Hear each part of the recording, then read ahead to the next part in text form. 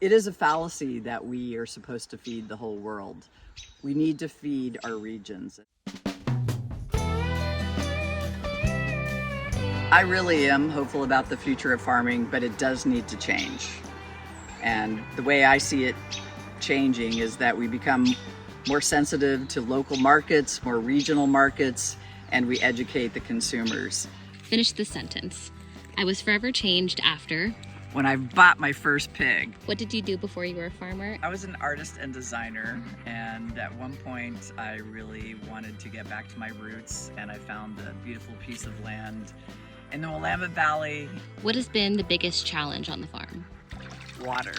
It is not as abundant here as you would think. What is the wildest idea that you've had that has worked? Well, as you can see, I talk a lot about water, but this is the wildest idea that worked for me and the farm. Water is so essential. Water is life. I had to figure out a way to bring water to my land. What do you kiss the ground for? I kiss the ground for the natural beauty that surrounds me and the life-giving sustenance of this planet that we live on.